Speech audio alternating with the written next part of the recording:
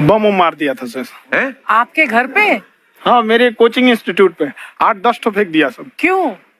Actually हम पढ़ाई जो क्लासेज है तो उसके हम बहुत कम फी लेते हैं, नॉमिनल। अभी भी कोई लड़का क्लास करना चाहता है, पूरा सब्जेक्ट 200 में कर लेता है, फीस ही है पूरे सिलेबस की 200 रुपए? हाँ,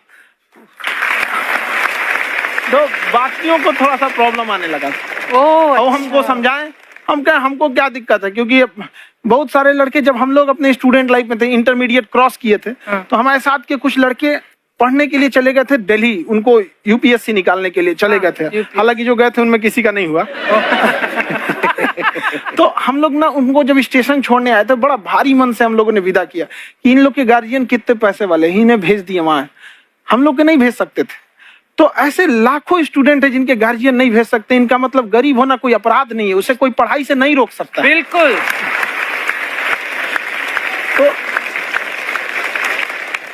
तो हमने ठान लिया था कि कभी अगर मौका मिलेगा तो उसको हम जरूर कम करेंगे।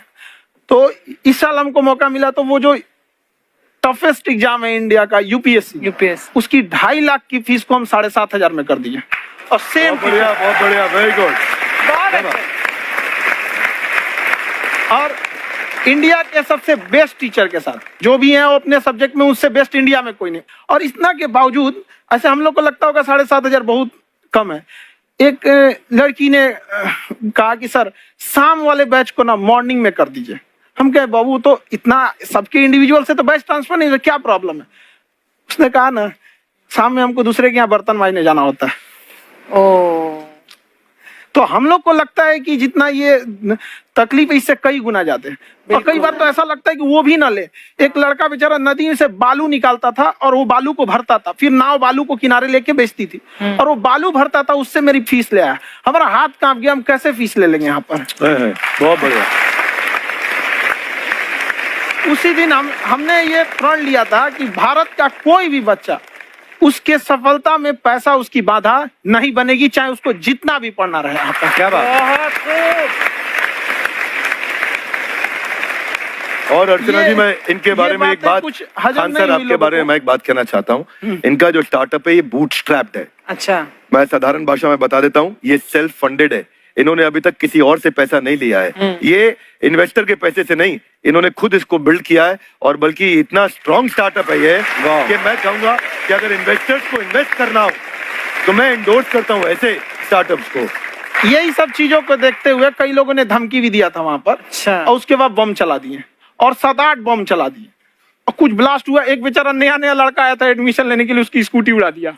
वो आया था, कहा कि सर हम तो पढ़ने आए थे, हमारा स्कूटी उड़ गया। हमारी ऑफिस उड़ा दिए सब। एक तो पास में आके गिरा और नहीं फटा वो।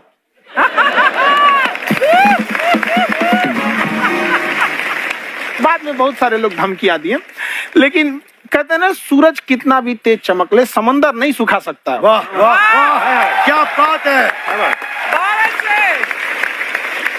मैम एक्चुअली ये फीस कम करने का एक और रीजन है।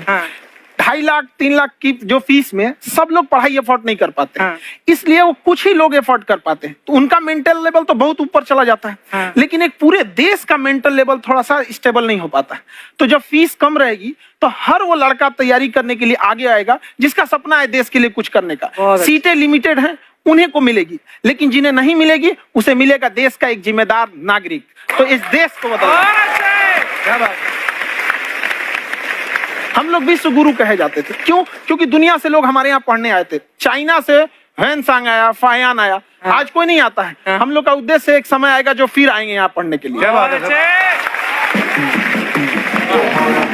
पर आप देखो अर्चना जी, सबसे ज्यादा आईपीएस आईएएस बिहार से निकलते हैं। आप देखो पढ़ाई लिखाई में पॉलिटिशियन बहुत बड़े बड़े निकले हैं। अब तो ऐसा नहीं है, नहीं है। खेती करेगा तो कोई खास वो नहीं रहे, ऑप्शन भी नहीं है। सही बात है। बिहार की मिट्टी में एक चीज है, जिद तो बहुत जबरदस्त है। कुछ भी नहीं रहेगा तो सब कुछ पाने का उसको जिद रहेगा, करके भी दिखा देगा। कर देंगे हम आपको। कहाँ सर, हमने सुना है आप 5 स्टार में रुके थे कल और नीचे जाके वड़ा पाव खाने गए आप रेडी पे। एक्चुअली क्या है ना कि वहां जो चीजें सीखने को मिलती है ना, खाली पेट और खाली जेब इंसान को जो सिखाते हैं वो किसी यूनिवर्सिटी कॉलेज में नहीं सिखाया जाता। और गरीबी बड़ा बेशरम चीज होती है। तो कहते हैं कि मौत भी तू जल्दी आया कर गरीब के घर में, कफन का पैसा भी खर्च होता है दवाइयाँ खरीदते खरीदते। हाय हाय हाय, क्या बात है।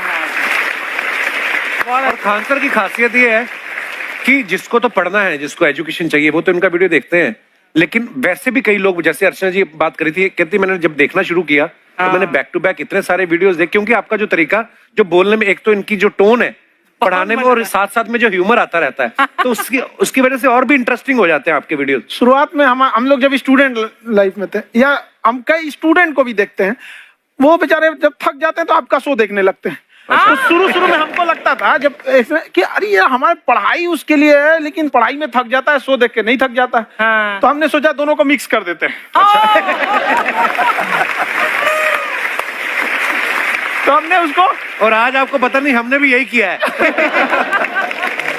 मिक्स करने। हमारे एजुकेशन सिस्टम में दो कमी है, एक एजुकेशन की, दूसरा सिस्टम की।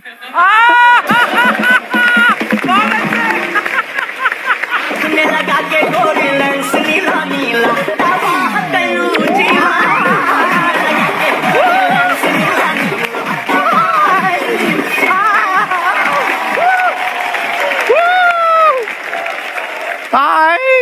वाह, नमस्ते गुरुजी, नमस्ते विवेक जी, नमस्ते खान सर। अच्छा लग रहा है, वाह आप लोगों से मिलकर ना, आप हम मर सकते हैं। मरो फिर। ये कैसी बातें कर रही हो गुड़िया तुम? हम कह रहे हैं हम इंड पे मर सकते हैं। आप पटना से है ना? हमें भी पटना पसंद है, बस कोई पटाने वाला चाहिए।